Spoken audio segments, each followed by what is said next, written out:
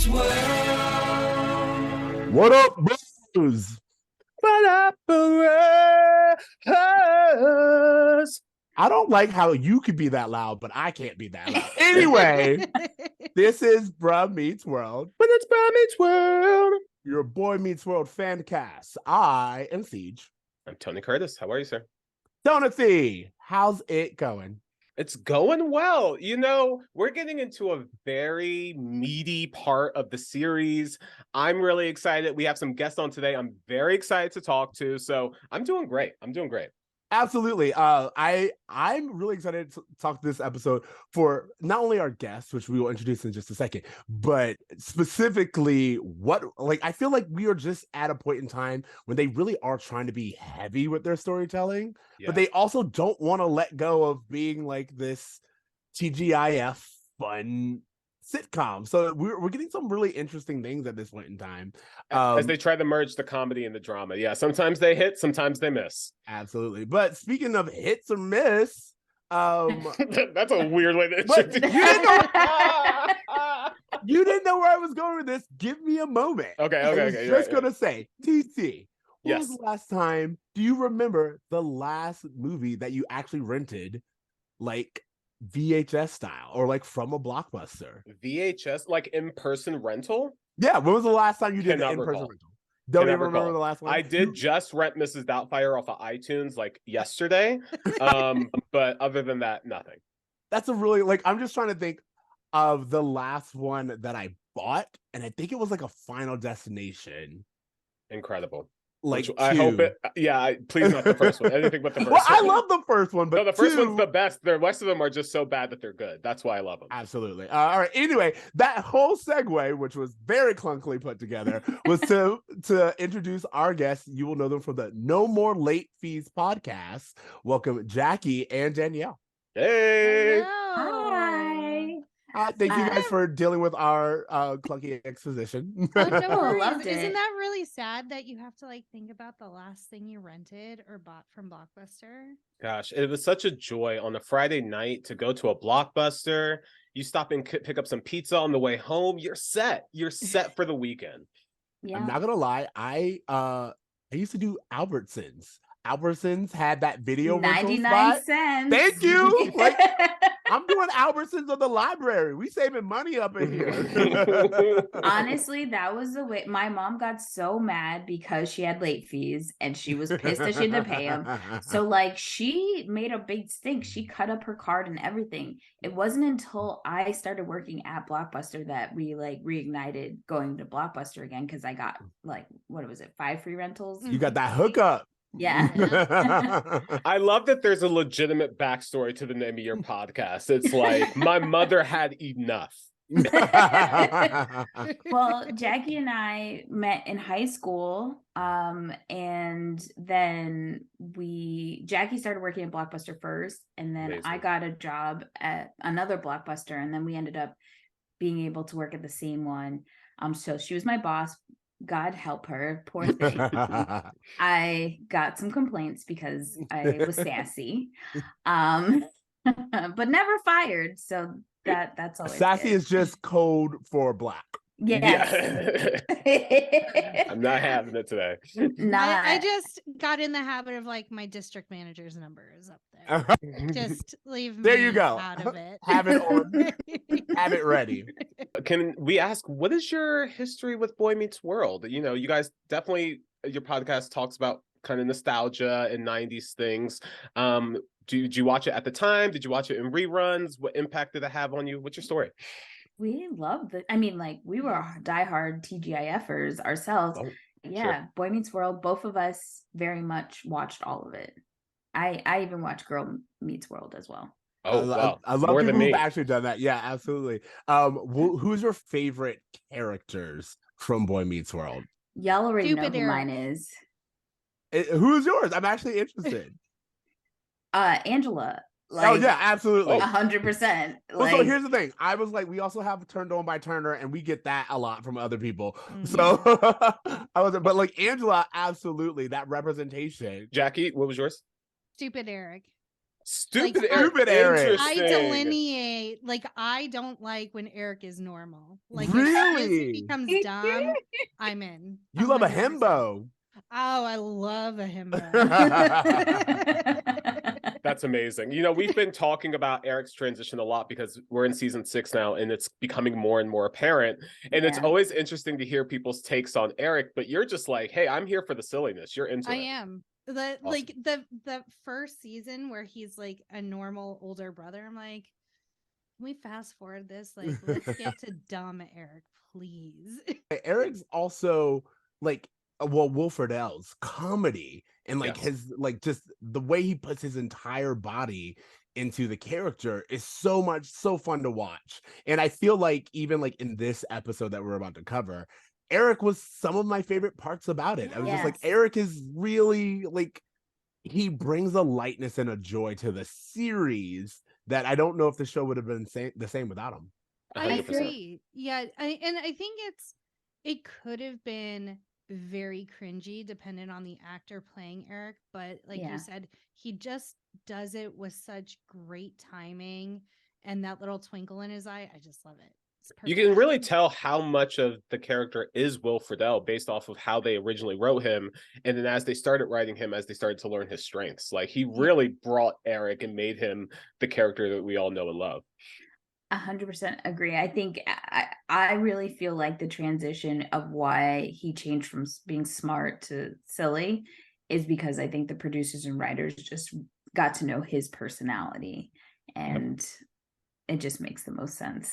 Because other than that, I don't know what happened there. We have a lot of theories. We have Well, a lot of theories. theories. I like we have a guest in a future episode who spoke about, he thinks that like a lot of Eric's response is from trauma. And I just think that that's such a fascinating look, because there is like a point in time where Eric goes from like really trying to, I don't know, like be normal, and then like there's He a tries to turning point. graduate. He tries to Yeah. get into college. He like struggles all the time. He tries to have a successful relationship, and then he just begins acting out more and more for attention. His parents start paying less attention to him. It's an interesting theory that like even in this episode I kind of thought about a little bit. Absolutely. I like the theory that it's from the perspective of Cory, and Yes. One of my favorites. like we idolize our older siblings, cousins, whatever, and as we start to get older, we realize they're not so bright, or I like that one. That's a very forgiving theory, because as accurate as it is, it does like give Michael Jacobs a lot of credit that he had that theory from the beginning. But Right. in order of just interpreting it from rewatching it, it's a beautiful way to see it, because you're right. As we grow up, we understand our siblings and our parents so much better, and our understanding of them changes as well. So totally makes sense. All right. Are you guys ready to talk about this episode? Yeah. I'm so excited to I'm really, you know what? I'm also happy that we have like we get multiple viewpoints on what I will say is like two really interesting storylines. I feel like either storyline could have been enough for an episode, and the fact that we get both makes me want to like deep dive into this. Yes, definitely. But in order to do that, I feel like we're gonna have to do the tell me about it.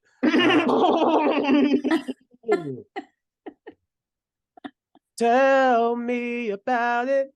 Shawn and Jack process a lot.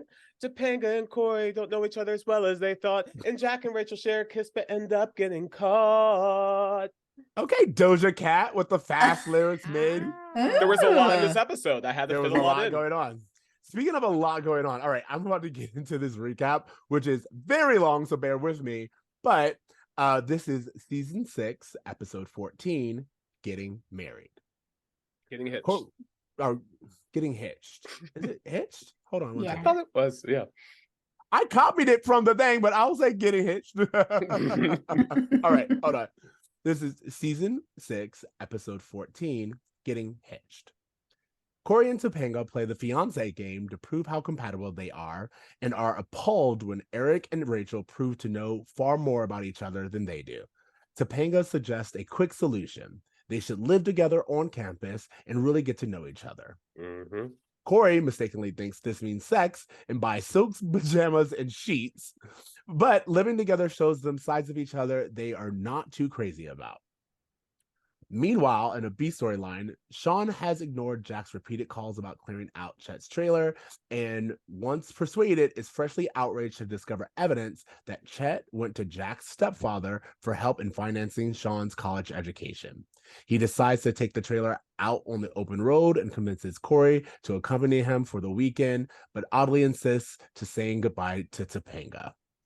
As we wrap up the A storyline, Jack, who has been struggling to contain his own grief in difference to Shawn's feelings, falls apart and cries helplessly in Rachel's arm, and Eric walks in on them, Rachel and Jack kissing. That is our episode. Okay, so first thoughts is where we go with this. Danielle, Jackie, give us what you want. There is a lot going on in this episode. Much. And I will preface this by when we were looking at what episode we were given, Danielle and I have both lost our fathers. So I'm like, oh gosh, it's the dad cleaning out the trailer. Like, we were like, at least it was in the episode before, because it would have just been too like hard in tears. But it was very, very relatable for us to watch Shawn process his grief, and Jack as well. Oh, so, this is the perfect episode for you guys.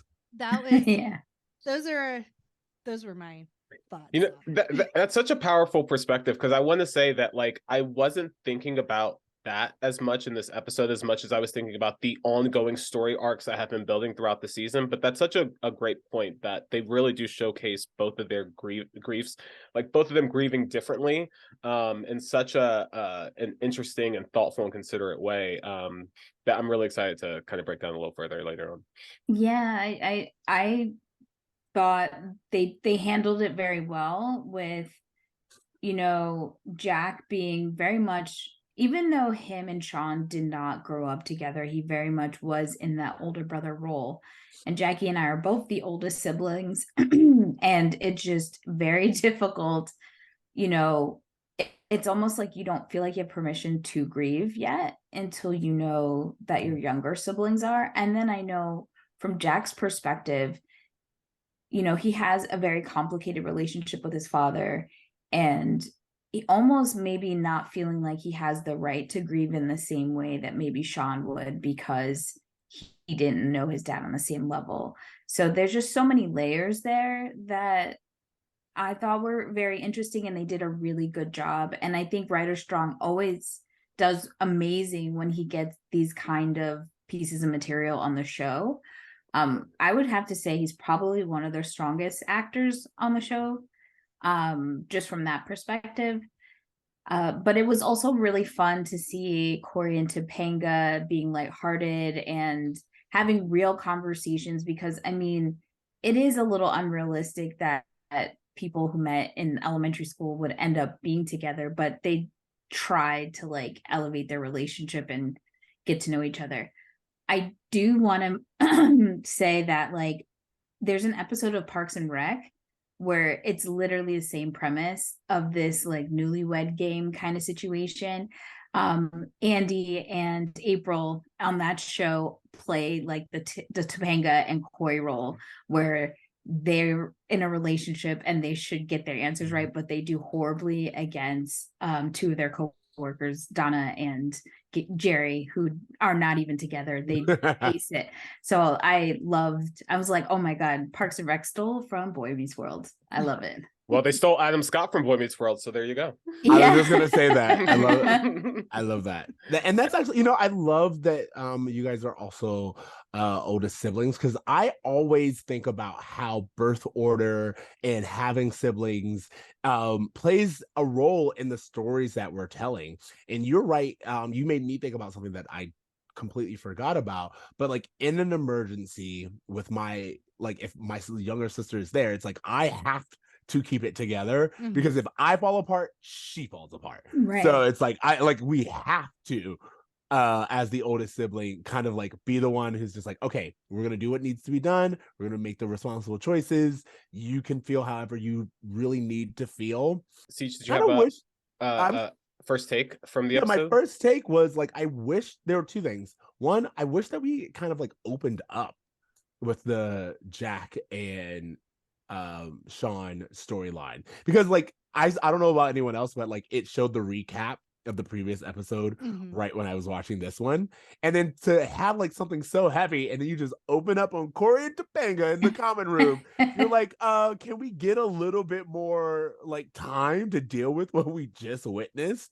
Yeah. You know, Right. and then it's just like, oh, it's literally fun and games in the first part, and I was like, I feel like this is like disrespectful to Chet, like what Yeah. just happened. So I kind of wish that we had opened up on like what I feel is like the heavier storyline. But I will say I enjoyed getting to see the actors kind of like for the first time really interact with each other Yes. as family. Like Yeah. Mhm. getting Jack and Shawn having the scenes together where they are acknowledging that they're brothers and that they can visit each other on campus is amazing. Seeing Cory and Eric have moments. And then I really, really enjoyed, there's a scene like halfway through the episode where Eric is just kind of like playing with Topanga. And I'm like, yes, you guys have known each other for years. There is Right. a familiarity that should be there. And Mhm. it's so weird that we don't get scenes like this very often. I totally agree about there not being enough brotherly scenes, and that really stood out to me in this episode as well. I really want to dive into the episode, but I just have to say, I cannot tell you, and I said this to Ceej last episode, I have to say it again, I am so annoyed and frustrated that they finally gave Matt Lawrence a storyline with like meat on it. He's a grieving son who's, grieving the death of a father he never knew. There's so much there.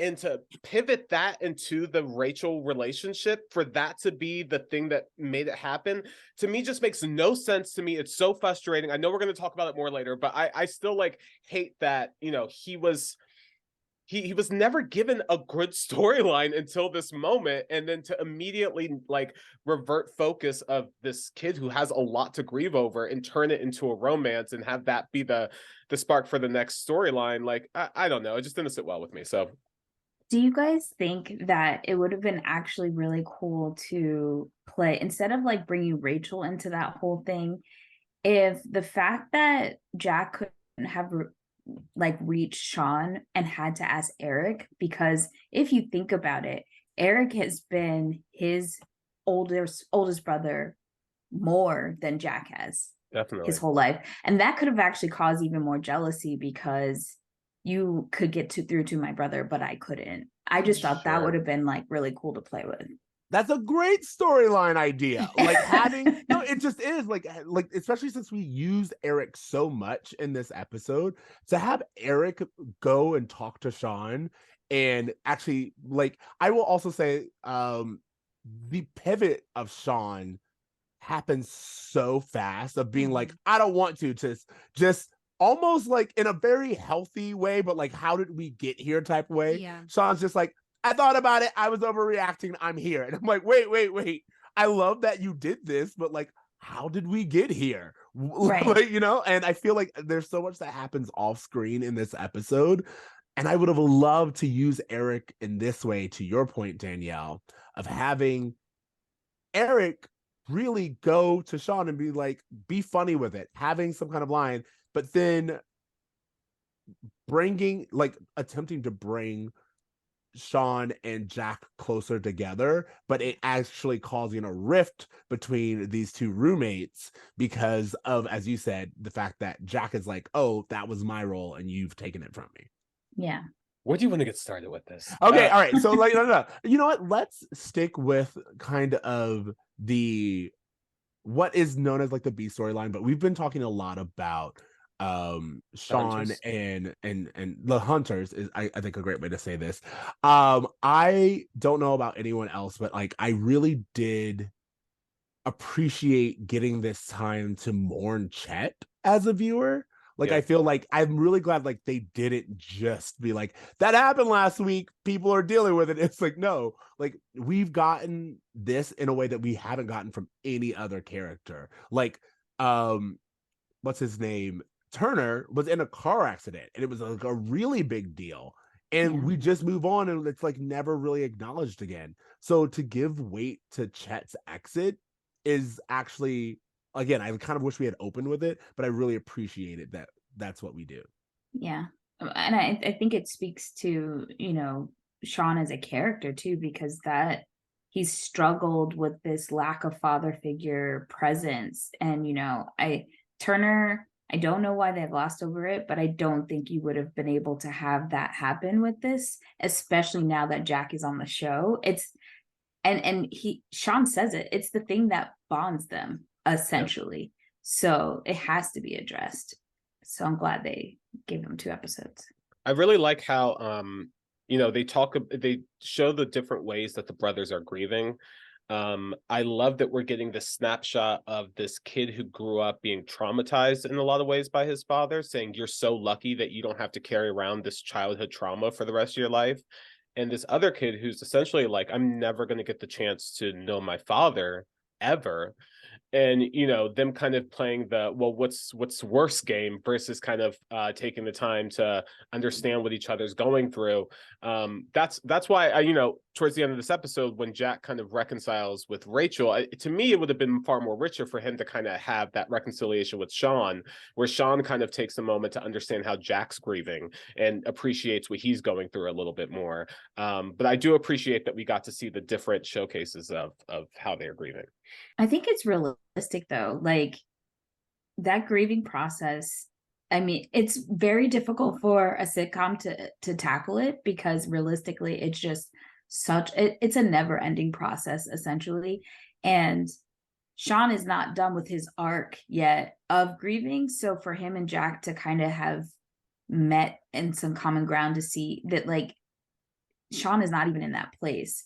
And I think that's where Jack kind of has that breakdown, because he's like, I can't keep holding it in, and Shawn is not getting here as fast as I can hold it in anymore.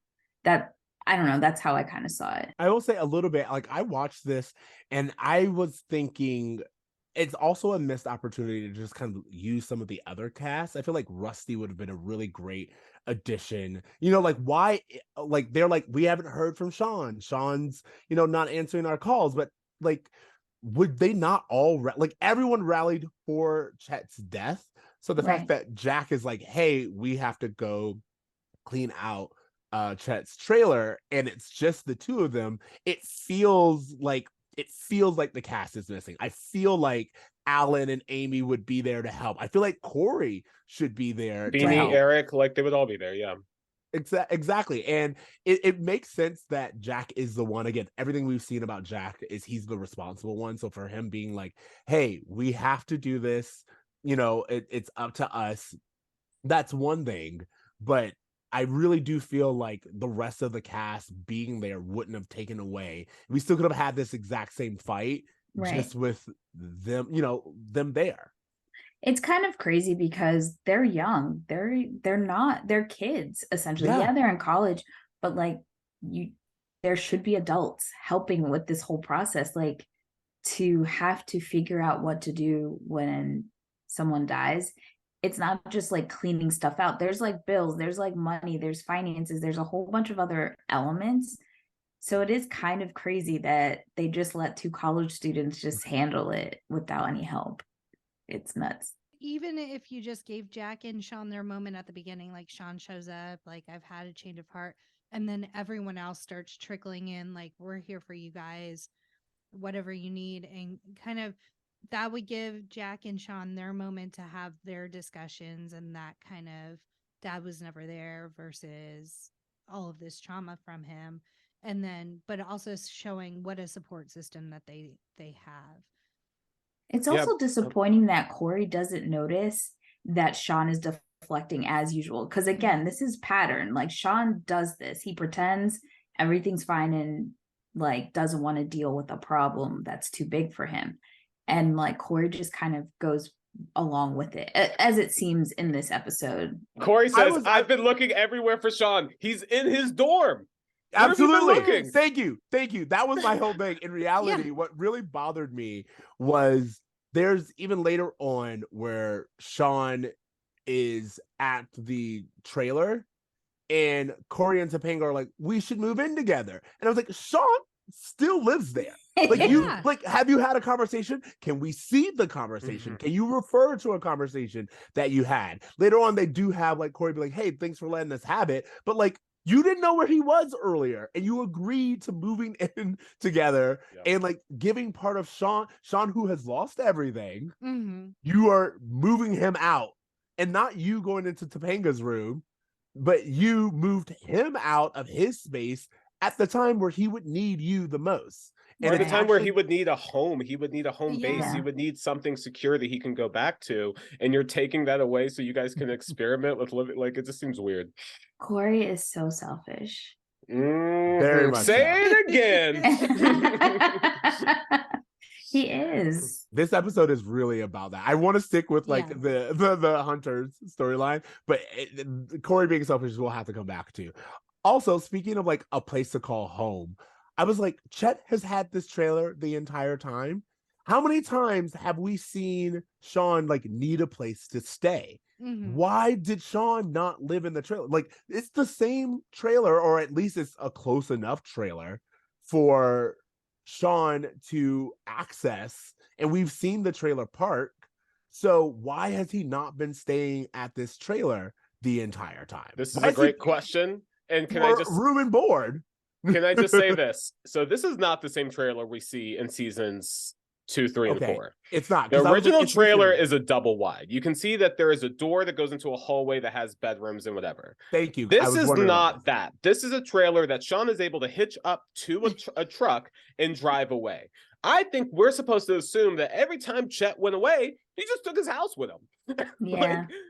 He was just like, Shawn, you're better to stay in your school. We'll find you lodging, but I'm going to take our house with us, which again, seems very selfish. Clearly, Chet had a truck. He could have left the house and back, but you know. Here's the thing. That makes sense. Thank you for clarifying. I feel like that does answer a lot of my questions, but it still is kind of like messed up in the sense of you have Shawn paying, like, rooms in college aren't free. You pay for that shit. Well, he's not paying for it, actually. We come to find out. Well, so, and I do have a question about that. The next thing I was going to bring up is, where did Shawn think his money for college was coming from? Right. He didn't apply for a single scholarship.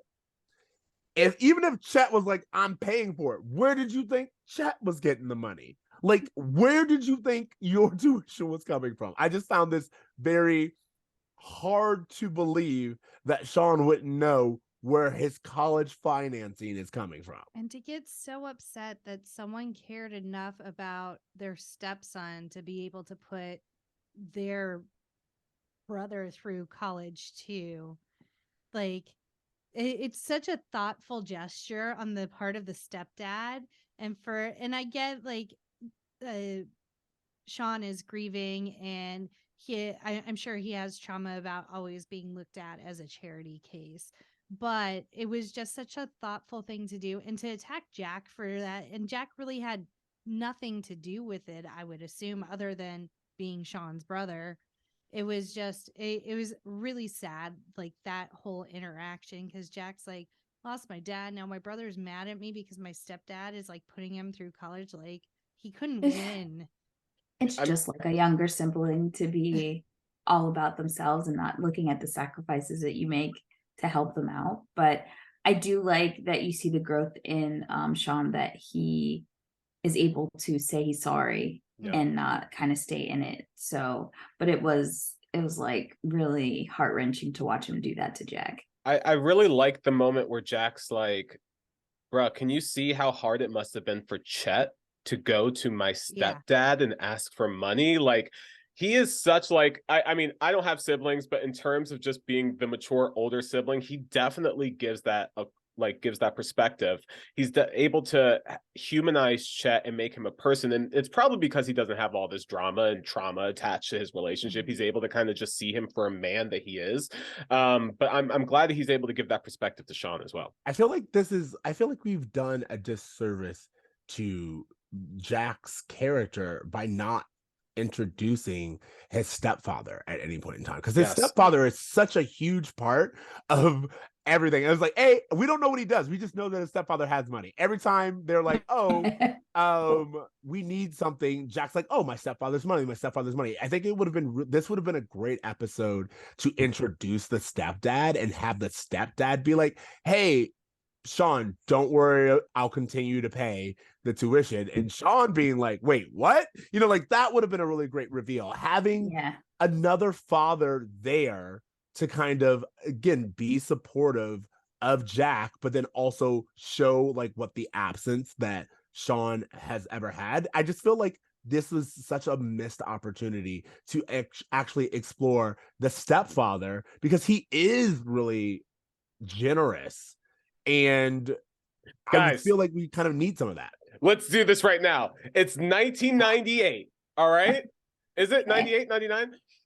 Fancast this. Who is the TGIF ABC cameo that comes in to play Jack's father? Can it be John Stamos? Because why not? That's who I was gonna say. Really? Yeah. As soon as we started talking about it, I was like, John Stamos would be the perfect like stepdaddy to come in and just like, here I am. Wow. He is the ultimate stepdaddy. Yes. The stepzaddy. That's so like I like that. I never would have thought that, but I think it's so perfect. I think a good second would have been George Clooney. Ooh. NBC, I don't know. I don't know if the networks would have allowed it. We were doing ER at that time. Yeah, it would have made for a good one. I think George had moved on to films at that point. Perhaps. See, who would you have done?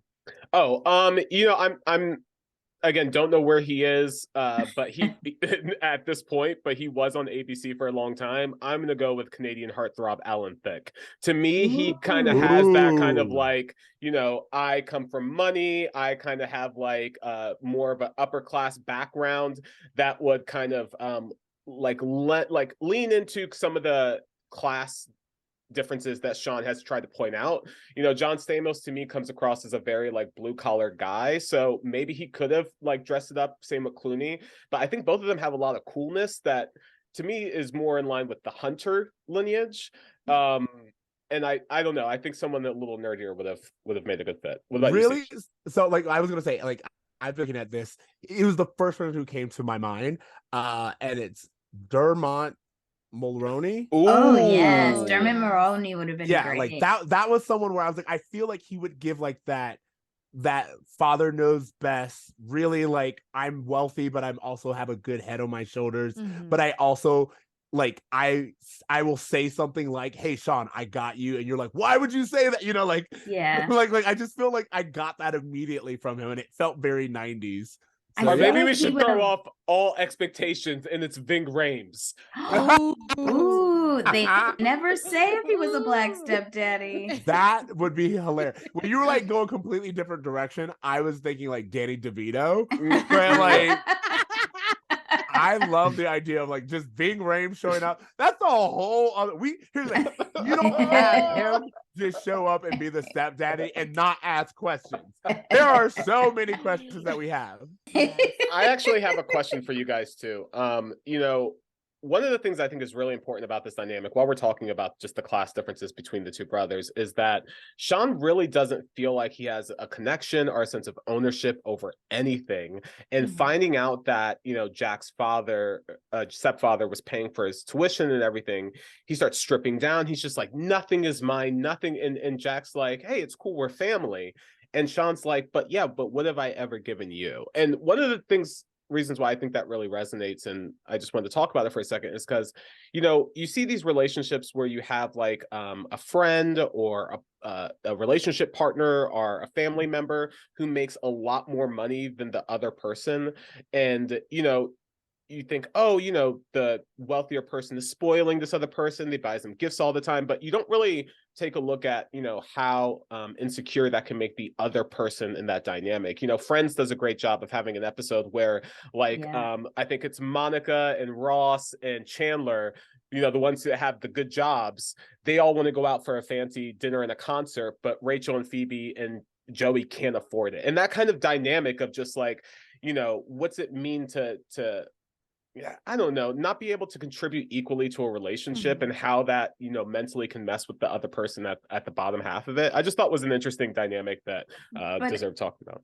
I think that's a really good conversation to have. And especially like, I've actually had to have it not just with friends, but like with my siblings, right?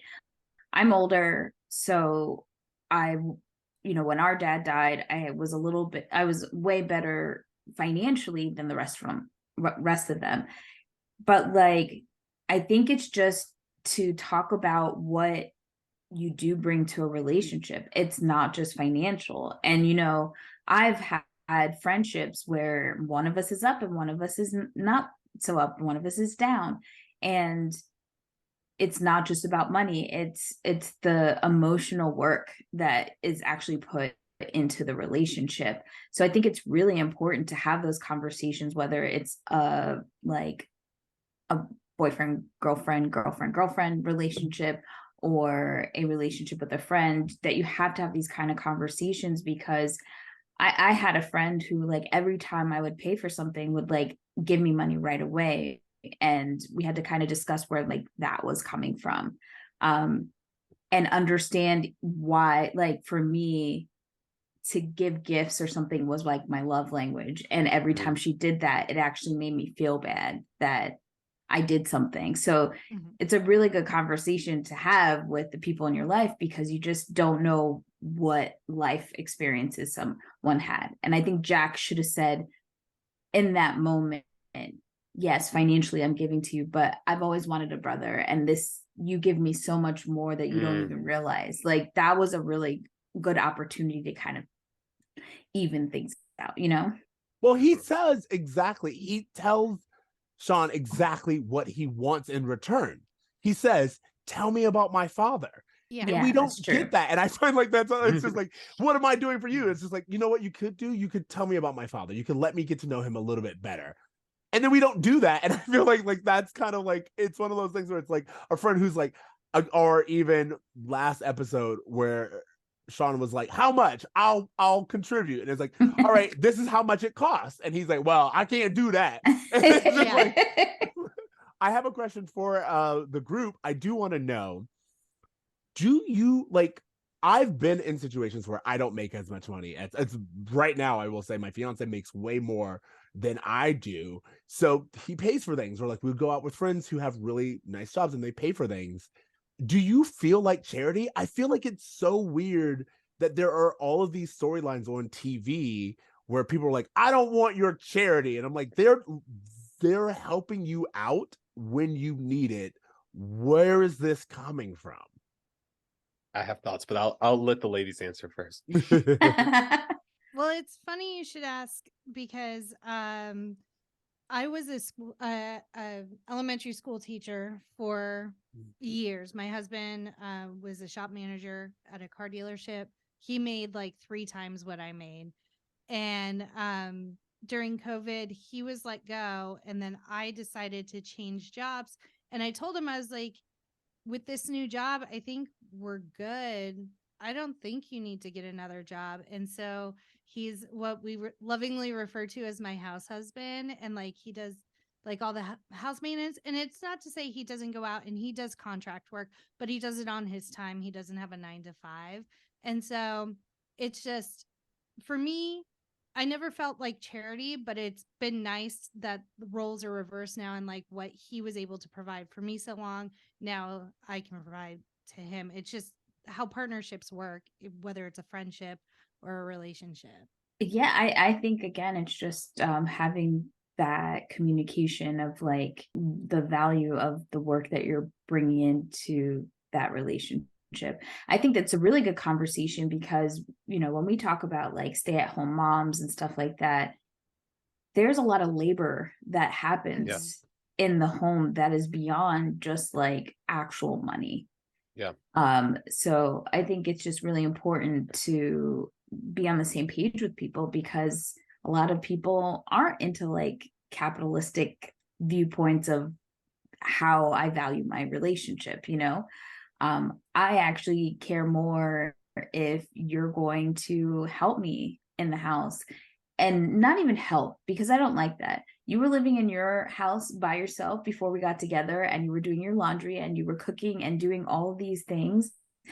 I would like us to be able to like care for each other, you know, it just be reciprocated and not this like we're keeping tabs. And I kind of feel like that's what happens with the financial stuff. If you don't talk about it, that it ends up feeling like you're not really just living in your relationship, you're tallying up who's doing more, which isn't a good feeling either. Definitely. Okay, Ceej, I just want to kind of, because you were like, why does it feel like charity? And I want to just quickly tell a very brief story about, you know, growing up, my mom, she had a job, but she also had a second job where she would babysit a lot. And there was one girl that she babysitted for all the time. And like eventually, like she was babysitting for this woman who was very wealthy. And then just after a certain point, like they kept wanting to like buy my mom a car. They kept wanting to like get her things. And then eventually they wanted her to like move in and be their like live-in nanny and wear like an outfit, like a uniform and all this stuff. And then at a certain point, she was just like, I remember her specifically having this conversation with her in the car. I was like, when I was a kid, we were driving and we had this beat up car. And I was like, Mom, they're offering to give you another car. Why don't you just take it? And she's like, no, I'm going to give them money for it. I'm going to wait. I'm going to save some money and I'm going to give them something for it. Because it's this feeling of just like, I don't want anyone feeling like they have ownership over me. Yeah. And that was like something that I was taught so early. So like, not, like, for example, I'm still in a relationship with my wife, but our first Christmas together, I had just moved to California and I was in between jobs and she was making a lot of money and she bought me this really nice Christmas gift. And I felt so uncomfortable with it that I was just like, oh, you know what? Maybe I just want a smaller version of this. Like, I was just like, oh, it's not quite the right fit. But really, I just felt super uncomfortable with the fact that she spent so much on me. And like, I don't know, like till this day, if I'm given like a gift that's like very, very elaborate and very expensive, I do feel naturally uncomfortable by it. So I can understand Sean's stance about this idea of just like, well, what does it, and I'm sure a lot of it comes from this fear of just being like feeling like there's strings attached to things. But you know, that's street knowledge, like you kind of have to know that like sometimes strings are attached, and so it's a healthy thing to be cautious of. So I go ahead. I love expensive gifts. I would love for you to buy my affection. I'm just putting that out there. Okay. I love that. No, I'm happy. Like, so here's the thing. I'm happy that we're having this conversation because to me, I think I'm just like more aware of what my position is in life. And I'm like aware that sometimes people will have more money than you. Sometimes people will have less money than you. And you can only contribute what you can. I always tell any friend group I'm ever in, any relationship I've ever been in, it's like, I'm not trying to keep up with the Joneses. I make only but so much. And that's how much I will spend. I'm not going to spend money that I don't have. I'm not going to try to impress you with things that I can't do, because like, that's not my journey. And so like, for example, my fiance's boss is a billionaire with a B. He bought us really nice engagement gifts. And I was like, yes, like that's what you can afford. You can afford that. So to you, this is the equivalent of buying someone a card. And so I don't feel bad. If Sean had said what you said, which was like, where are the strings? What comes from this? Like, you don't own me, I completely would be with you. But he just goes, I'm no one's charity.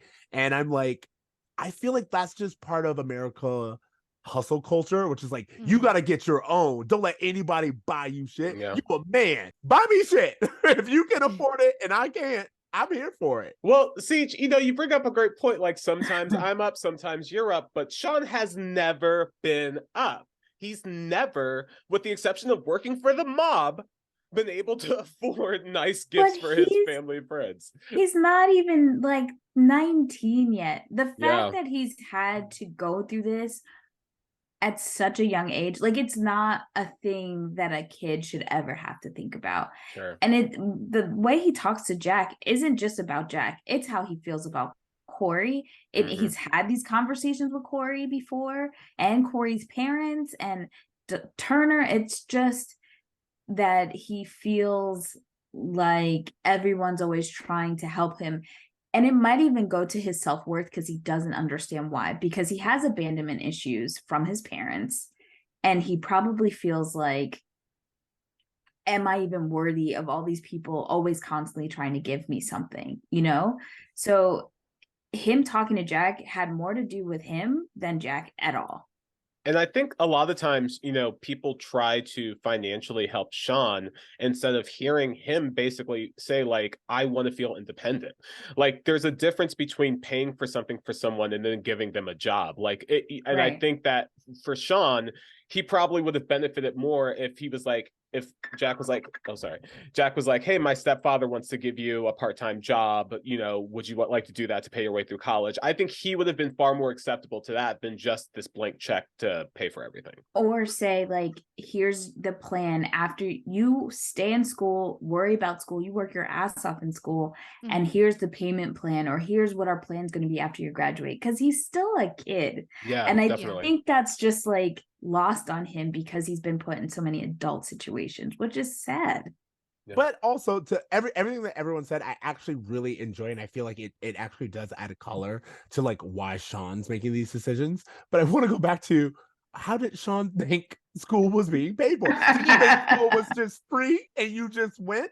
Like, that's what's confusing, because he's like, wait, like I would have loved if we would have gotten some hint that Shawn was still working at that photographer that he was interning, and he was bringing in some money, or he thought tuition was lower than what it was. Like, I needed there to be some reason that Shawn was just completely taken aback that his tuition was paid for, because I'm like, who did you think was paying for this? So I could tell you a real life experience, which is when your dad kind of is an F up a lot, and they step up once, you don't ask questions. It's like this weird delusional thing that happens. You kind of revert to being a kid, and all you ever want is to be taken care of, like to be the child in the relationship. And so when you have those opportunities, it's a little odd because you're so used to the rug being pulled from under you, but also it's that you have that yearning so much that you kind of just don't even question it. You're just like, my dad, the person that you've built up in your head finally lived up to it, and you don't want to mess with it. That's the only thing that I could think of. Yeah, the willful ignorance. Like, somehow dad's making this work. Like, and that's all I need to know is, like, my college is being paid for. It's so interesting. They really could have used this episode and this revelation of Shawn, realizing that he has had everything paid for him, and turn that into like entrepreneurial Shawn. Like, we saw Shawn when him and Cory did that Airbnb at Feeney's house, how much of like a hustler he was and how much business savvy he had. We saw that the same way when they were betting on horses at the track, that Shawn has a little bit of business savvy. And it would have been like this really interesting thing to see him use this motivation of not wanting to be dependent on anyone to strive for independence and use that to fuel him, versus kind of like isolating himself, which is fair. Like, he's grieving, but it just would have been an interesting take to have with him.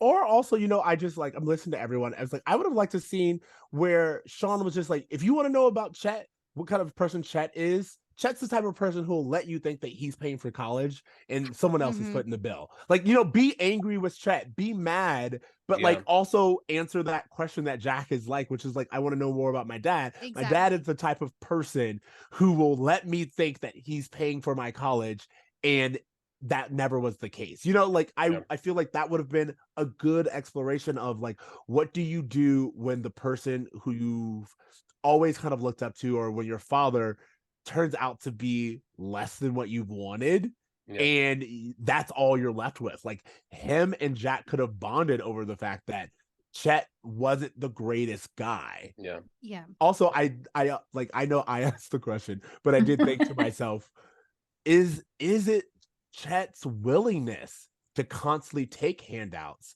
that makes Shawn embarrassed too? Because like, one thing we know is like, we've seen Chet be like, hey, can you take my boy? Hey, can I have this money? Hey, like, Chet's always asking for handouts. Chet doesn't feel like it's charity. So I wonder if like maybe that is where this comes from, of Shawn being like, I don't want to be like him. I want to earn everything that I have. Yeah, I'm sure that came from a young Shawn being embarrassed by his dad. Because God knows what kind of interactions Chet had even before we started seeing the show, like between, Shawn and Cory's parents and all sorts of stuff. Definitely. Anything else about this Shawn and Jack storyline that you guys want to mention? The idea of Shawn being like, Chet left me this trailer.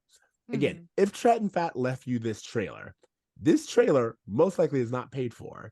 Everything's past due. We saw that in this episode. Yeah, that's what I thought was interesting, that like we didn't talk about the debt that Chet probably left behind and like how that would affect the boys. Like that would have been an interesting thing to kind of touch on a little bit. Absolutely. Definitely and then a realistic one for sure. Anybody who's dealt with death. And that, again, I would have loved for them to actually be like, for Jack to kind of like stand up for himself and be like, hey, you think that this is easy? There's a bunch of debt that goes into covering from him, and I'm going to do that. And I understand that like, it's not like a great thing and you will feel it some type of way, but someone has to. I just want to like to wrap up the Shawn aspect of this, because we do have to get into the Jack aspect of this.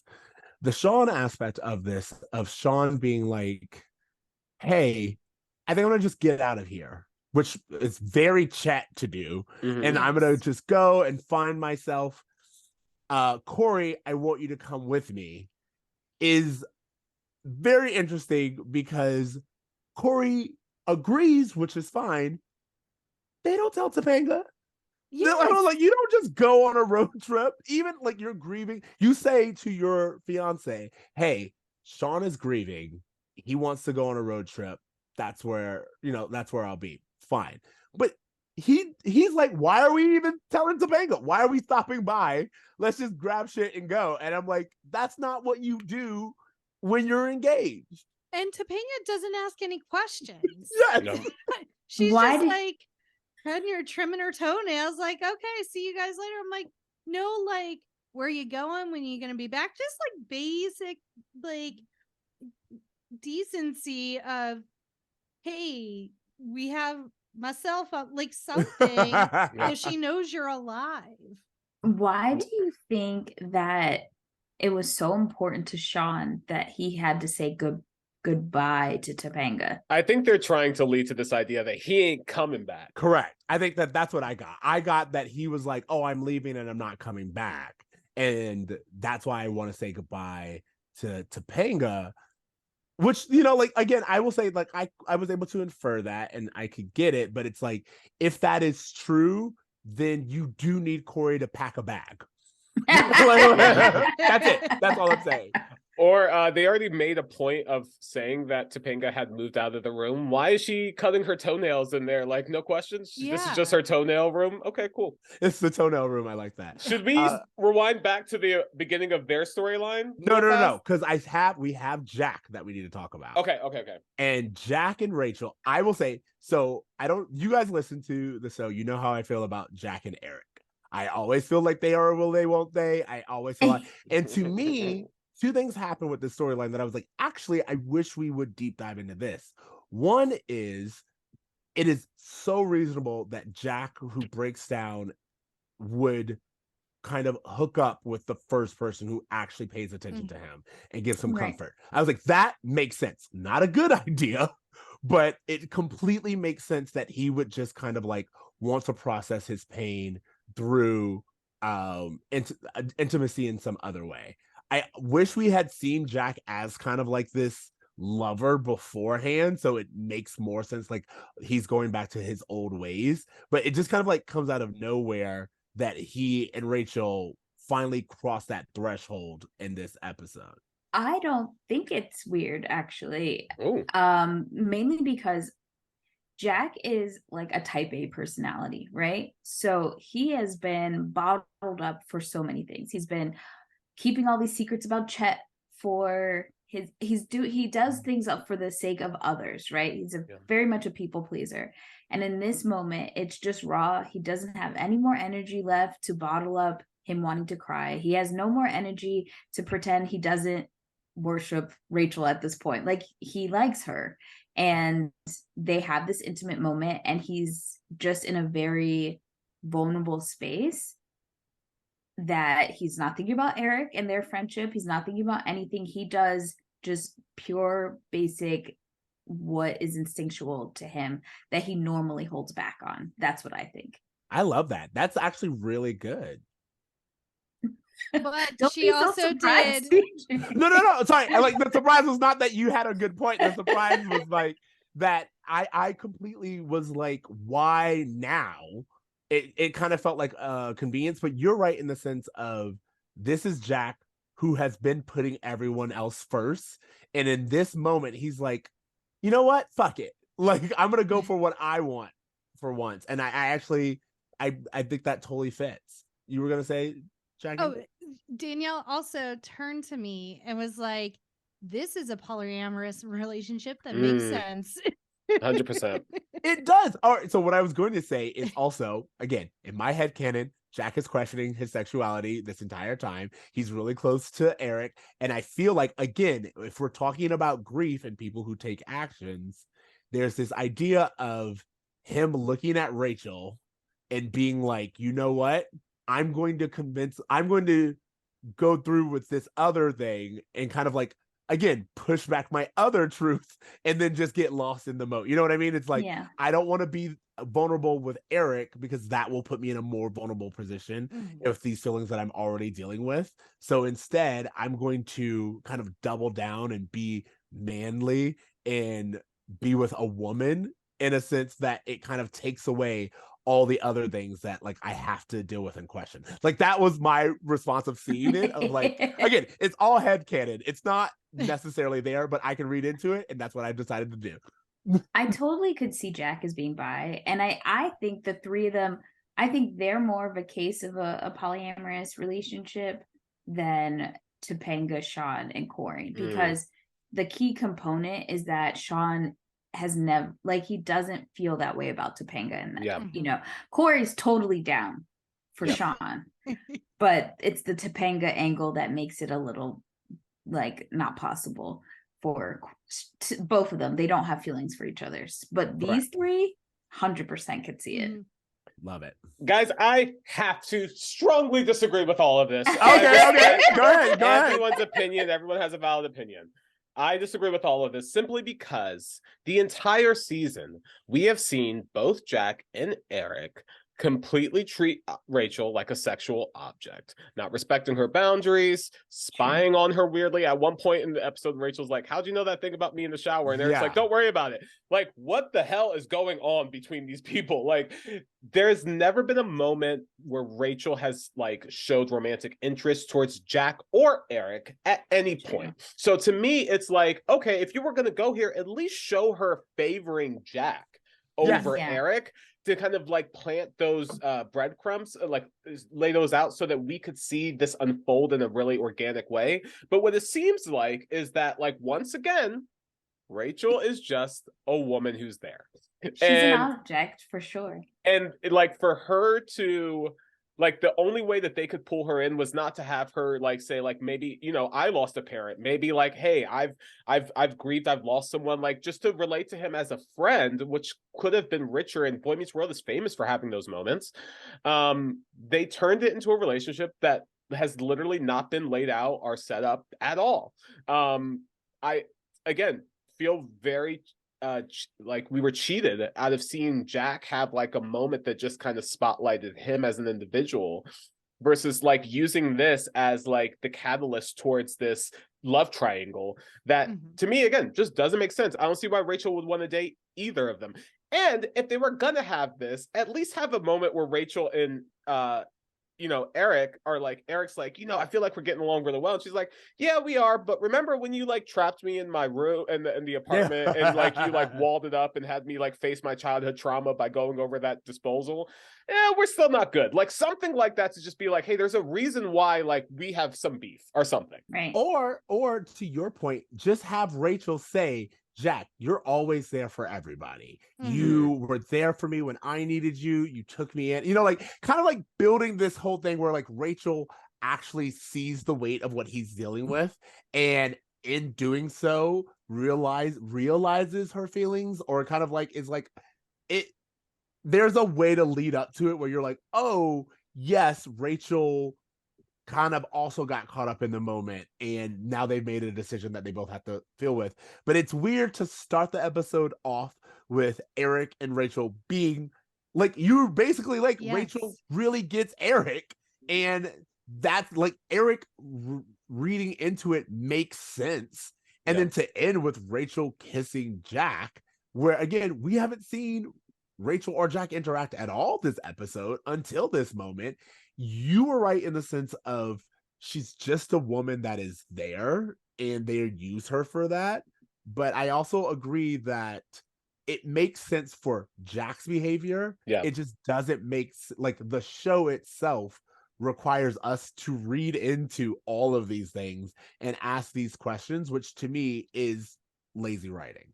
Definitely. Well, you really do have to ask the question, which woman on this show has ever gotten a fully fleshed out characterization and that hasn't been used as an object or a vehicle to move storylines for the male counterparts at all on this show. That's been the most disappointing thing about rewatching the series, is going into it thinking that Topanga had more to offer than just being a vehicle for Cory, but that's ultimately what it ends up being. Yeah.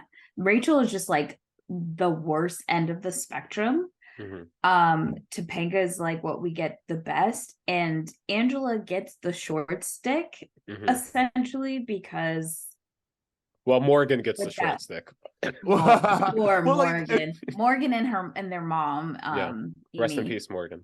Yeah, I like to your point, this reminded me, there's a line where Sean's like, Angela's not in my life anymore, and I was like, she's not in this episode at all. Like, there were plenty of times where I feel like she could have been there, she should have been there, and she's just nowhere to be found. And also to your point, Danielle, I feel like Angela is they did the safe thing of like, they don't make her Topanga and like she's too good, but they also don't make her a sexual object like they do with Rachel. And they kind of, they don't know what to do with women if they don't have those two, though. But again, a black woman, they were like, we're not touching that.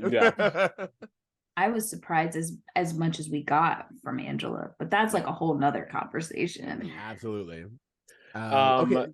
Yeah, Cory I'm ready Topanga? to go to the like we've kind of talked about it a little bit. This fiance game. So how do you feel about these type of games? Like, where do you or even this type of storyline? I mean, I thought it was funny. It seems like something stupid that they would do. But I feel like those kind of games always can be kind of scary. There's these little things you don't always know about everybody. Sometimes, like Jackie and I could play the best friend game and we might be in some trouble with some things. Every day I'm still learning. I was like, wait, you don't like this? Oh, she brought me okay. chicken tenders from Dairy Queen today for lunch, which was so sweet. And I was like, I don't eat chicken tenders from Dairy Queen. You don't eat chicken tenders? I feel like we should talk about that. Chicken tenders?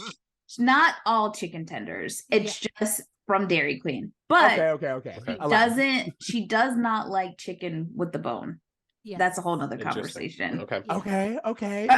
Which my husband, if there is a chicken on the bone situation, like we're at a restaurant or a friend's house or something, he will take it off my plate, debone it, give me all the white meat. And then... That is so sweet. That's love. I don't know. That's romance to me. We went to medieval times when I first moved to Texas with him, and they set half a chicken in front of me, and I just looked at him, and he just reached over and deboned it for me. I'm like, this is the rest of your life. I hope you know. It's what he wanted. This is the rom-com storytelling I need more of. Because that is like true love. It's funny, you were saying earlier, I feel like every other week TC and I are like, wait, it's about you. I've known you the majority of my life and I had no idea. And saying that like the other day, for no real reason, I think I was like in that mindset of like, I knew this episode was coming. So I just like looked over at my fiance. I was like, what's your favorite movie? And I was like, oh, I figured I would know. And he said something, I was like, you have never mentioned that movie in the entirety that I have known you. He's like, it's my favorite movie. And I was like, we have not once seen it. You have not once referenced it. It was so crazy to me. But like, well, I just, Ceej, you bring up a good point, and a point that I think these kind of games and this kind of storyline kind of illustrates is that, like, you know, we think we know ourselves based on the last time we checked in with ourselves about something. So, like, maybe the last time Rex thought about his favorite movie, and when he decided it was his favorite movie, was 15 years ago. And even though he hasn't watched it since, and he hasn't really checked in with himself to see, oh, do I have a new favorite movie? That just might be his go-to answer. And so, like, the whole idea that Cory and Topanga don't know each other makes a lot of sense because they're not having any of these conversations. Like, we learned that from the very Topanga Christmas episode. These people don't talk to each other. They don't really know each other. Like, he is never asking about her. It's always like, what's like thing is Cory into, and how does Topanga fit into it? Yeah, I just thought this whole storyline was really kind of silly, even though I love Will Friedle's performance as Eric during this whole thing. I thought him and Rachel had really good, funny chemistry during the game, and I love that Feeney was excited to play. Yes. I just think it's really interesting to see Cory and Topanga's relationship rewatching this episode and seeing what they're like in the spinoff or reboot for Bromance World. We don't talk about it. Sorry. No, I'm joking. But just like how their relationship has matured and how Cory, I think, is actually a lot better in that series from, you know, and maybe it's because it's just years of being with Topanga. He's not nearly as selfish, I don't believe, in that. So it's like, it gives me, I didn't hate him as much watching because I know, okay, he gets better. She's not just in this for nothing. That's how I coped with it. This episode, because I felt like this episode was something that we've been getting a lot of lately, which is it's the most I hate my wife, she's a nag type situation, where it's just like to have Cory just like be yelling at her, being like, it's just a game, and like all this other stuff, where it's like it's clearly important to her. So like listen to what she's saying. You guys don't know everything. I agree that like not knowing everything about your partner is like not knowing what your partner's favorite fish isn't like the end all be all, but also it is important to her, and like try to figure out what that is. You guys are getting engaged, and she's clearly trying to understand the person that she's agreeing to be with for the rest of her life. I think that it was legitimate. Go ahead. Oh, I was just going to ask, what do you guys think about this idea that you have to live with someone in order to get to know them? I think it's true. My perspective is a little different because for the first year that my husband and I were together, it was long distance.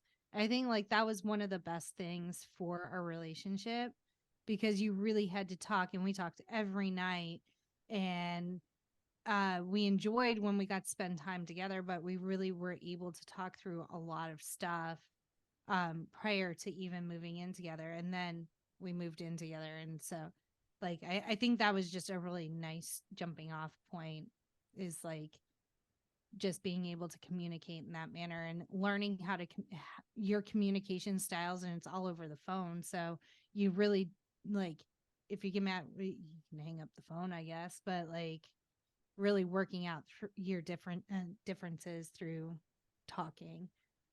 But I feel like you have to do, feel like you have to do one or the other. Like you either have to communicate constantly, and that distance means that you are communicating, or you kind of do need to, like, you need to know what you're signing up for. At least that's my approach to it, of any kind of relationship, because people, it's easy to be someone in public or when you're out on dates or whatever, but you are a different person at night. You're a different person when you're hungry. You're a different person when you're about to go to bed. And all of those things are really telling. And I've personally, both with roommates and relationships, I'm like usually a very talkative person. I'm a very social person. But when I'm at home, they're like, where's that guy? And I'm like, that guy is a public facing guy. At home, me is tired and doesn't want to talk for the next 2 hours. Like I can go 2 hours without even opening my mouth and be just happy. And so you need to know what that behind closed door person is. So I kind of like that aspect. I also think age is a huge component, right? Mm. Like, oh, young Danielle, she was so dumb, but so sweet and so like willing and open, right? When I was dating in my 20s, it was totally different. But now I'm 40 and Say it, own it, it's great. but now that I'm in my 40s, it's just like a totally different environment because I have built an entire ecosystem for myself. Yeah. And so like I think just the flexibility that I used to have and openness to like be with someone else is totally different. Now I'm like, I don't know. Sure, yeah. How do you feel about us having separate rooms? Yeah. Yeah. I'm even open if you keep your place and I keep mine. Yeah. How do you feel about that kind of domestic relationship? Because it's like you've got to give up so much of your independence and yourself to be in that relationship. And as you get older, I think it just becomes more difficult. It's just Honestly, I forgot I don't know who it was, but I had a friend who so actually right before the holidays we were going to buy a new bed, and like because our bed just wasn't working, and so my fiance slept in one room and I slept in the other, and he was like, it's like the best night's sleep I've had. And it's like they're like, we were talking to other people and they were like, yeah, sometimes 7 bedrooms is like the thing to do. And I think really, as you were saying, getting older is kind of realizing, oh, sometimes the best thing that you could do for your relationship is kind of like have a little bit of difference, have a little bit of space. I learned that as an only child, I always grew up having my own room. And once I like got married, I realized like, wow, like she's like, every now and then you'll just kind of like bury yourself in the office. And I was just like, yeah, I was just used to just having a space of my own where I could just like decompress. And like, it's like it's something I'm learning about myself. So Birth order is very important in relationships. Mhm. It's very hard to have 2 older children be in a relationship. It's hard for a person who's has many siblings to be with an only child because it's just like they even only children have a different communication style because they did not grow up with other siblings to have that one-to-one conversation. It's like you're only engaging with adults, so you're having a totally different, your brain is wired differently. So yeah, that's another element I didn't even This is so great. And I feel like we could just go on and on about like the different things that they could have done with the story, but I feel like that would have been a great conversation to have. Like Topanga is an only child. So Topanga going from being an only child who like currently she has a sister named Nebula. Oh, that is true. As far as this show goes, Topanga is an only child. But you're right. I'll take that back. Topanga has a sibling, but she also has a sister. She's living with a boy for the very first time, which is where I was going to go for that. And I think that that would have been very interesting to see Topanga have to like live with a boy. And I think it's so funny that like they're making fun of her for like her face routine.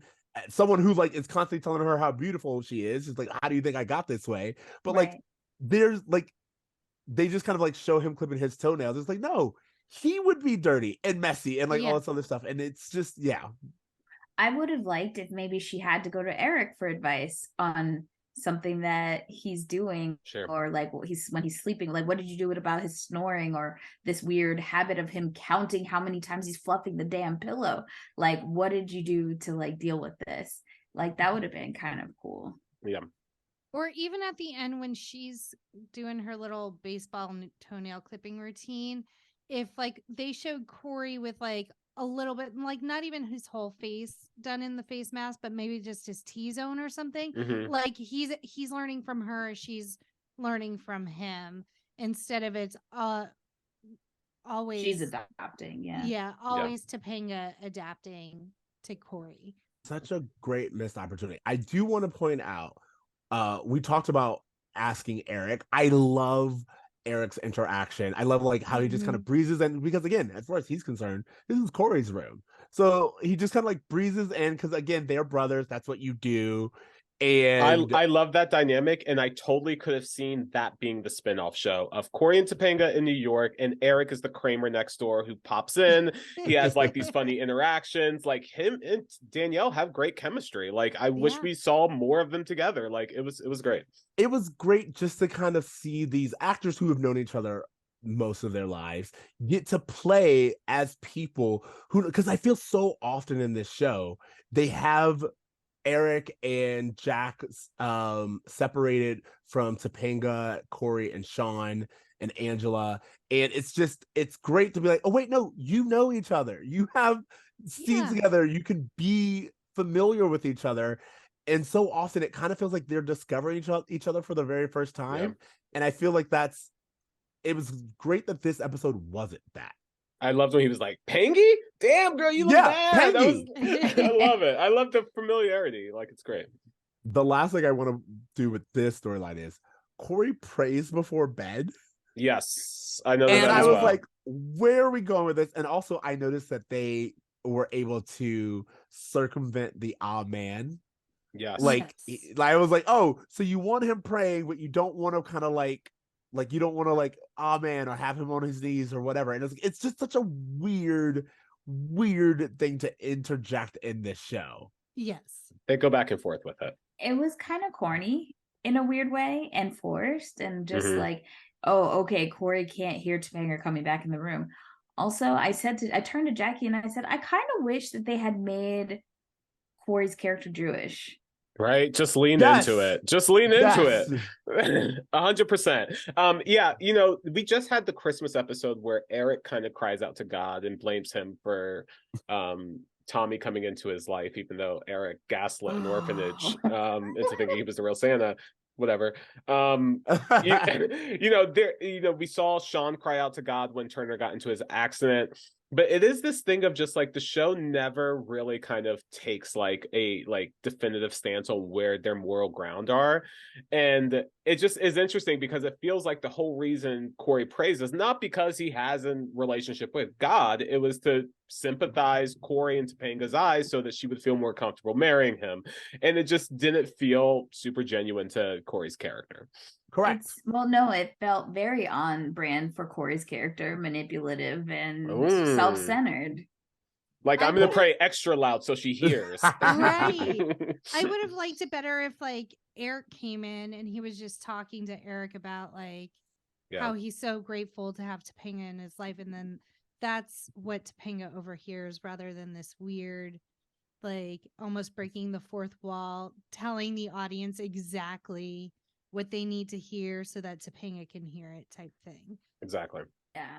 They also like throw that whole thing where he's like, take care of Chet. And you're like, oh, so you do remember that your father has died recently. He says, it's so interesting because he says at the beginning, like they open the show with Cory just being like, I'm so worried about Shawn. I'm so worried about Shawn. That motherfucker doesn't check in with him at any point through the episode, except for like at the very, very end. And it just felt like, where were you this whole time, Cory? Like, It felt very weird because, like, I understand that Cory wasn't very close to Chet, but like for me, when Jackie's dad passed away, like I grieved as well. So it just felt very weird that Cory could just like go about his day. If Alan had died, Shawn would be right by Cory's side the entire time. 100%. Well, I think I love that you guys are pointing this out because you were like, he wasn't that close to Chet. Chet has been a figure in his life for as long as Shawn has been. And like the thing about a dad like Chet is, especially when it's your best friend's dad, is you still know that guy. Right. Like, you have your own relationship with him. You have your own understanding that he's not reliable. And when someone like Chet dies, you're like, oh, he will never be reliable. Yeah. Like that opportunity for him to ever kind of show up and be there for us is gone. And so Cory would absolutely not only be aware of like the grief that Shawn is going through, having lost a parent after already not knowing where his mother is, but he would also have his own relationship with like the loss of Chet. And I just feel like again, it doesn't make sense for Shawn to be so alone this Yeah. episode. Yeah. I just want to quickly say there was that episode, I think it's in like season 3, I want to say. I really can't find the actual episode, but there is an episode where Chet's missing and Cory goes looking for Chet. Cory's the one who's like, bro, you need to call your son. Like, he needs you. Like, there have been moments where Cory and Chet have just had their individual time. So yeah, for him not to even just be like bummed out himself and more so just worried about Shawn as if it was a separate individual that he had no contact with is weird. Chet asked Alan one thing on his deathbed: take care of my boys. Where is Alan? Right. Don't get me wrong, he's about to have a newborn. Yeah. So I just feel like we could have made time for Alan being there. Or and Mr. Feeney. in the background. Yeah, or Feeney. Like these people who have been in Shawn's life, who know Shawn, and all of them know Chet. Each and every one of them. Incredible opportunity to have Turner show up. What an awesome time to have Turner show up and just be like, you know, I know it's been a long time. I heard about your dad. I wanted to come here and be with you. Like, oh my gosh. And all the whole I feel like I have nothing conversation can be had with Turner. Yeah. You know, like have him be that, or Feeney, or Alan, or Jack's stepdad. Yeah. You know, like Turner would have Ving Rhames. Ving Rhames, yes. Yeah, or Ving Rhames. It would have been Amy would have been a great, like, yes, there's all these male figures, but like having the only mom figure really that you know, like I just felt like as a mom and her thinking of Shawn as like her other son, she would have been like a helicopter. Like she would have been bringing him food. She would have been like doing things for him 100%. Even pregnant, she would be there. Mm-hmm. So it's weird that they had them be all alone. I feel like having the extras just in the background, picking things up, helping sort through, and you still get all of these deep, heartfelt moments between Shawn and whoever. But like, it just doesn't make sense that he is this alone. Sure. And that would have helped, like, begin his grieving and processing process to have all of those people there to show him that he does have a support system and he can reach out to anyone at any time and they're there for him and will take care of him as he navigates this new journey without Chet. It also would have added weight to his whole saying goodbye at the end. Like if everyone's there for you and it's very clear, like what they try to do is they have Shawn is clearly pushing people away. That's why he says what he says to Jack in the dorm room. So Shawn is pushing people away. So to have everyone be there for him and actually help clean out the trailer and bringing him food, and Angela being like, hey, I'll give you space, but I just wanted to be here for you. All of those things. And then having Shawn be like, hey, I just really want to tell Topanga goodbye, would have been like, oh, you know, like that's where you're like, show him getting overwhelmed with the sympathy, the attention of it. Like, as much as he appreciates people's kindness, they're constantly reminding him of the worst moment of his life. So like having him kind of deal with that would have been interesting. 100%.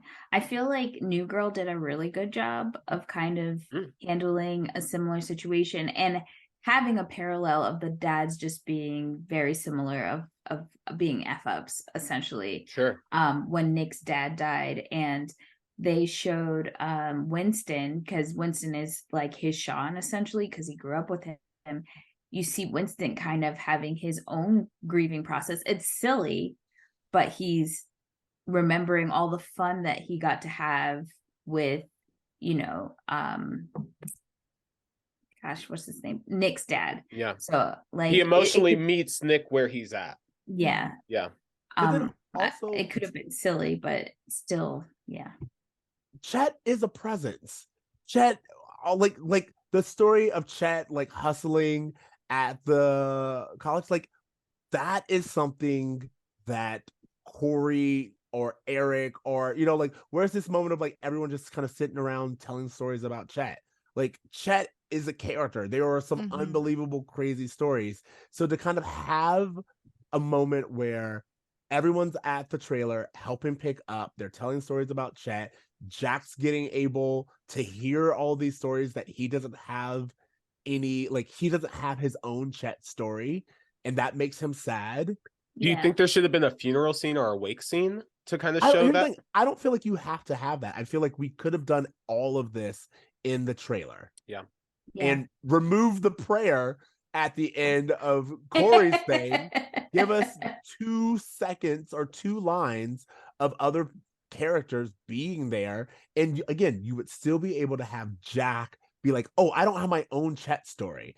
And that being his breaking point. And Shawn being like, everyone being here for me is overwhelming because I'm an orphan, essentially. And I need to start dealing with life as an orphan. He does get into that a little bit later on in the season. Yeah, I'm just like, I feel like this would have been a great opportunity for it. Sure. Yeah. Anything else from anyone? Like, I feel like we've gone so long, but this is really a lot going on in this. Yeah. I just want to quickly point out, we didn't get to talk about it. Eric does a fantastic Feeney call in the student union. He also has some fun where he's like, come on, Feeney, get to step in. This dude can totally read. He's just having a lot of fun with Bill Daniels, and I love their chemistry. We also just didn't really talk about it, and I just want to quickly point out that, like, Cory's reaction to Topanga being like, oh, this isn't about sex, this is us getting to know each other. As funny as I think the visual gag of him sliding on the bed is, and I actually think that might have been a mistake, that he wasn't supposed to go as fast as he did. Like, it feels like a blooper that they just kept in because of Danielle's reaction. I could be wrong. It just, to me, we keep going back to this whole idea that Cory is telling Topanga essentially that you owe me sex because of our relationship. And so I just think that's one of those things we keep seeing throughout the series in the season, but I just want to point it out. Yeah. I hated the silk robe scene. Like, nothing about it was funny to me. Not like, even like the psych act, I just couldn't get over the fact that he was like yelling at Topanga for not having sex with him. She was like, this is not about sex. And he's like, you're wrong. And it's just like this isn't funny. You are pressuring your fiance to have sex with you, and it's like, it's something that you're owed. And I couldn't laugh at that scene. He said his outfit cost $2,000. Where does Cory get this money from? Why are you you have a wedding coming up, bro? Like, why are you spending money on pajamas? What's up? And you remember, like, when they end up getting married and living together, that they don't have any money. They spent all their money on some pajamas. On pajamas. And didn't even buy her any. Talk about selfish. Like, he didn't get his and hers. He got his. Did he really think that those pajamas were going to get her to be turned on? Everyone knows that slippery pajamas is the way to get it on. I'm not going to lie. TLC's creep. Oh my God. It's one of the sexiest things that I just feel like it's fantastic. But Cory is not that level. Cory is not Lisa Left Eye Lopez. He's not. But had he done, I'm telling you right now, I want a scene of Ben Savage going, like, and like the wind blowing. He has like the silk pajamas blowing in the wind. That would have been a great gag, and I would have loved it. Well, apparently all the boys would do a Backstreet Boys song before the live taping, and Ben would like rip his shirt open and like do a whole thing. So where's that? Give me that kind of comedy. And again, make it less focused on sex and more of him just like being excited, like they can both wear their pajamas and whatever. I don't know. I just want to quickly say that this kind of reminded me of another storyline they did. It was season 4, episode 8, Danger Street. It's the one where Shawn's seeing the girl who's getting abused by her dad. Anyways, the episode, Cory thinks that Shawn is having sex with this girl, so Cory's like, oh, I'm going to put the moves on Topanga. So he invites Topanga over. He has like grapes on the bed. He has like the speaker, and she's like, bro, I'm not into this. This scene felt like a far more manic version of that. It just felt like that scene dialed up to an 11. So it's one of those things where it's like, I get that they're trying to have fun, but they're also like kind of running out of stories here. So it's just interesting to start seeing them to kind of repeat different elements. And I don't know why Cory's lying to himself. He is like a Grandpa Joe nightgown with a nightcap type jammy situation. I would have loved to see that. Oh my God. And Topanga could have been rocking a very stylish muumuu. I'm just saying. 100%. Again, like it's very interesting to me that there are moments where it's just like, where's Granola? I grew up with Jedediah Topanga at. Like, I would have like loved some part of like him being like, that mask smells, and she's like, it's all natural, and like this whole thing where it's like they show her making the mask, and like that makes sense, and he's like, it's making the room smell or whatever. It just would have been a great opportunity to remind everyone where Topanga comes from. Right. I was really upset that like she didn't have the ability in college to kind of like be the activist. Like they really changed her character from where she started of just being on her own beaten path, you know. And I think she could have still did that and still had a relationship with Cory, like being at the student union saying, I gotta go protest, or something. Like that could have been like a whole character arc for her. I mean, if Summer from the OC could have that arc. Yes. Oh my gosh. Season 4 Summer. Yes. Good call out. Or like to your point, like have, I don't know if it would be like the right, but have like Topanga put up like a Pussy Riot poster in their bedroom. Yeah. You know, like something where it's like, oh, again, she's bringing her stuff over here. When we said moving in together, it didn't dawn on me that you would have stuff to bring. Like again, we can go back to like the incense that she would be doing, or something where it's like yoga. Hey, Topanga, her nighttime yoga routine or something. Yes. Or her meditating or something like that, you know. Like, no, guys, she's teen beat Topanga now. Like, you have to understand, once they realized that, oh, we could just use her to sell magazines and things like that, they stripped all the cool weirdness away from her and made her just this, like, object of desire, the perfect girlfriend. That's why every 90s kid was like, oh, Topanga was one of my crushes, because they wrote her to be that. She was manufactured that way. Yeah. She was. Okay, I do want to like move this along and ask, do you guys have a bruh moment of this episode? No, the only comment I came away from was Danielle Fishel has fantastic hair. Amazing Always. hair. Did you guys see that she's on QVC right now selling hair care products? She was born for this. She was born for it. For me, it's definitely, I would say it's the make out scene at the end. Like I feel like we had a solid episode, and then it was just like, wait, why? Yeah. Why is this happening? I don't know. That was like, I don't know. That was mine.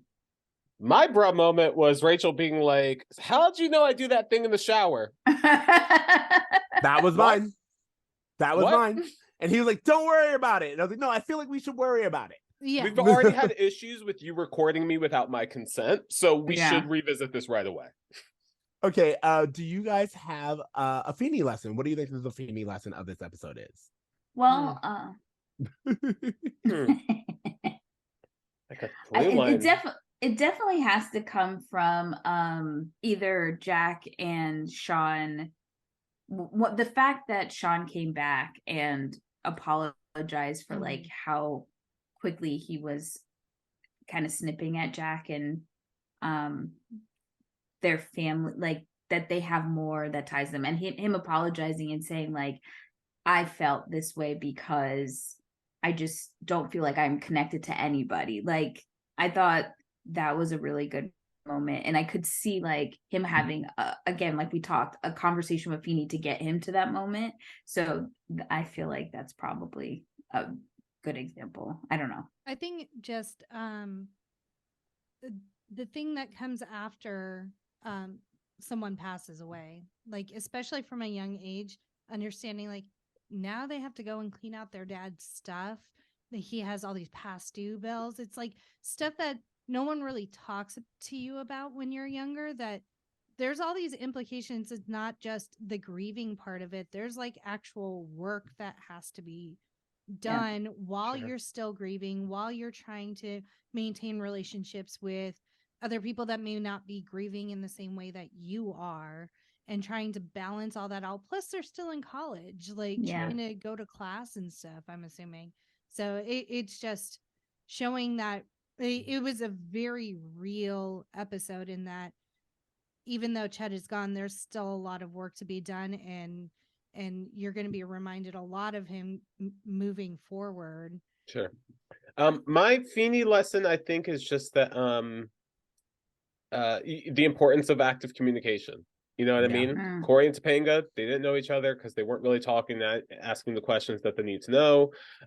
Jack and Shawn weren't communicating to understand each other's perspective and their individual grieving processes. And, you know, we didn't really talk about it, but there is this whole kind of part of the story where Eric's like, oh, me and Rachel are going to hook up, and I'm concerned about Jack, how he's going to take it.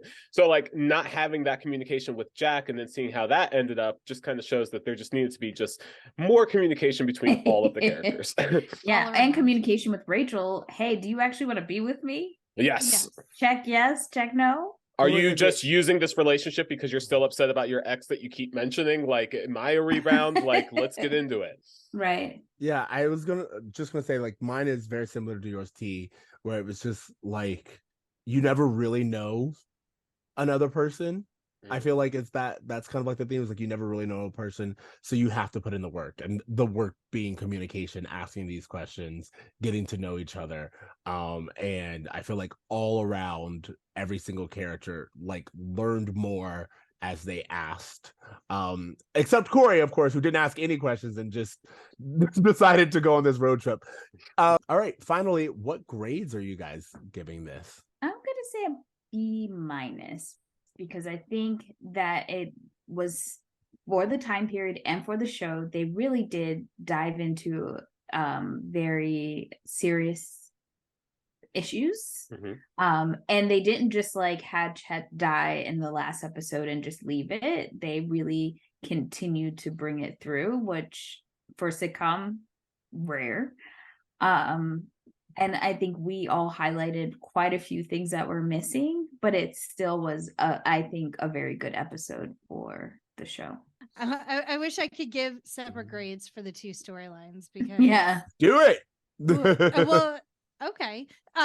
So the Jack and Shawn storyline, I would give either a B+ or an A. Like, I think it showed grief and like what happens after someone passes away in a very real way. For the Cory Topanga storyline, man, like a C-, maybe even a D+. Like, it was bad. All it did was highlight that they don't communicate. Cory doesn't listen, and he's not willing to like take on any of Topanga's like routines or anything. It's very one-sided, and Topanga's putting in all that work. And I don't. This is the first I'm hearing about their relationship being one-sided. I'm shocked. He's gonna pray about it. That's I'm his gonna pray on it. I'm gonna pray on it. Thoughts and prayers. That's Cory. Thoughts and prayers. Where are you at? Yeah, you know, like I said, up until the last like 5 minutes, I thought this was my favorite Jack Hunter episode. I'm gonna give it a B+. Sure. All right. I'm going to, like, it was really hard. I was going between C+ and B- for all the reasons that everyone said. It was like, it feels like there's so much good potential here, but I also feel like we've just kind of like tore it down for like what it also could have been. So I feel like I'm going to give it a B-, just on the sense of, I do feel like we bring up really great topics. I feel like it's acted really well from everybody, and I'm just going to take the episode for what it is and not what it could have been. Sure. Okay, now we have our homework. We're so excited. Both Jackie and Danielle, tell our listeners both where they can find you, but then also if you have any homework of the week. Yeah, what are you guys watching these days? Like, what are you excited about? Well, I'll start where everyone can find us. So Jackie and I, like we said, we host a 90s and 2000s movie podcast. It's called No More Late Fees, because we used to work at Blockbuster. And you can find us on pretty much every social platform: YouTube, TikTok, Twitter, Instagram, Facebook, at No More Late Fees. We just watched The Notebook. Amazing. Not one of so many Jackie's thoughts. faves. So many thoughts. I have not rewatched that movie since like 2003. I would love to rewatch it. Thank you so much. I hate it too, and I was on with two people that liked it. And it was such a moment when it came out. It is one of those movies to where I had to deal with so many straight guys be like, The Notebook is like the best love movie. And then I watched it and I was like, what are all of you talking about?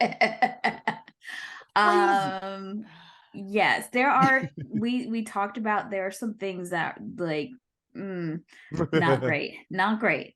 But I did cry at the end, which I was surprised that I would cry again. After all these years, I thought I was gonna rip it quite more than but it was still, to me, pretty solid quality movie. Acting, the set design, everything like was beautiful. Storyline, there I had some questions, and I definitely pointed out the slave quarters at the various plantations. We did get into that. So there's some stuff. It is a Nicholas Sparks book turned into a movie, so I didn't have that much expectation. But is it the best love story of all time? No, it is not. What would you guys recommend instead? Oh gosh, we talked about this too. I love the movie Amelie a lot. Love that movie. Love that movie. Jackie? My recommendation was P.S. I Love You. Like, ooh, there are very few like melodramas that are more drama than comedy in romance that I like, but that's one of them. And then I just have my like set rom-coms that I love. One of which being The Wedding Date, which we'll get to do soon. Do you have any homework, Ceej? Oh yeah. Oh, so actually, if we're gonna talk about homework and all of like the messiness, I have been watching Riches on Amazon Prime. And TC, I need you to watch this. It is the nighttime soap that you've always been waiting for. And like I chose it for this episode because the entire thing is about a father who dies and leaves his hair care company in London to his children, to all of his children. And some of them are from his second marriage, who they live in London. And the company itself is left to his two oldest children from his first marriage. So it's a lot of sibling dynamics, grief, with like losing a father that you've never really known. Like it's just a lot of commonality. So I was really a lot of commonality. So I was really excited to bring it for this episode, but also it's just a really good series. And it's only 8 episodes, and it's like it's the Black like parallel to the TV show Succession, essentially. Except the dad dies. Yeah, absolutely. It's really good, and I think you'll really enjoy the characters. There's a lot of just really good back and forth, and like some again, it's set in London, so it's like seeing the Black scene there. It's actually really good, just about like inheritance and all this other stuff. I think you guys should check it out. TC, I think you'll love it. All right, I'll have to see. Have to check it out. What's your homework? You know, I was kind of trying to figure out what I wanted to just throw out there for homework. I just saw Woman King. I know you recommended this before. I just rented it because I'm in like the Oscar season and I'm trying to like catch up on all these like performances that people are getting awards for and everything. And I saw Woman King and I just thought it was a dope movie. I just thought they did a great job. I had never seen Black women like that in cinema before. I had never seen Africa like kind of portrayed like that in terms of the way they did tribes and everything. And you know, I just thought that Viola Davis is just like such a force of nature in that film, and there's so many other great performances. That just Letitia Lynch, who I just saw in Matilda, like singing and being Miss Honey, and then I saw her in this movie being like a fucking warrior. I was just like, damn, what can't you do? So yeah, Woman King, I'll throw it out there. Okay, thank you guys so much for joining us. We really, really enjoyed the conversation that we had with you guys. I'm going to plug myself and beg to be on at some point in time. Please have us on. Please, we would love to. I already have a movie have to beg. Sugar and Spice. Have you guys done that? No, you've been begging me to see this movie for years. See it, and I just love it. It's like one of those awesomely bad movies.